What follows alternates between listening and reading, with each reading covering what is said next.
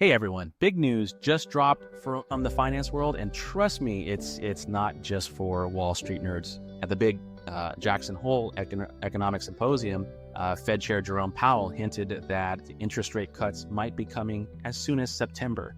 Now, that might sound boring, but here's the thing. Fed policy affects your life. We're talking student loans, car payments, even crypto prices. The moment Powell spoke, markets went wild. Stocks jumped, Bitcoin shot back up, and the US dollar lost steam. So what's going on and why should you care? Let's break it all down in simple terms. Quick question, do you think rate cuts are a good thing or kind of risky? All right, so here's the deal.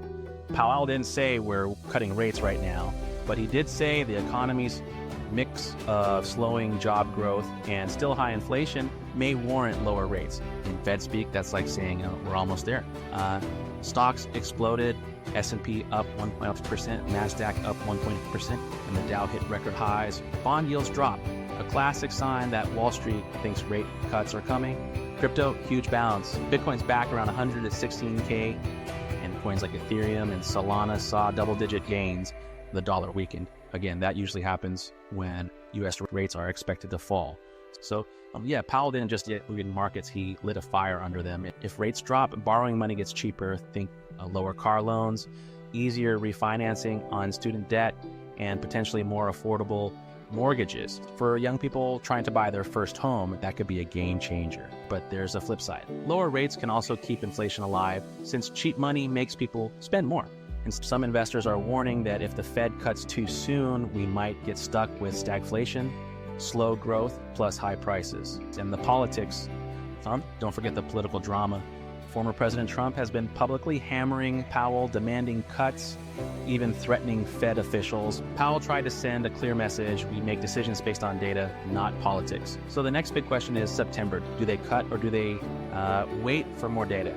That decision will shape not just markets, but our everyday financial lives. What do you think?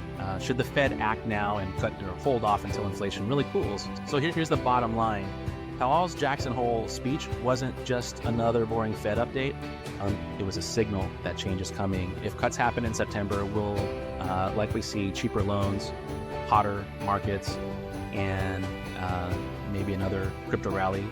But if inflation sticks around, that optimism could crash just as fast. Either way, one thing's clear. A single speech can move trillions of dollars and hit your wallet in ways you might not even realize. Final question, are you more pumped about cheaper borrowing or more worried inflation's gonna bite back? Markets rally, inflation risk, cheaper loans ahead, stagflation, warning, September decision time.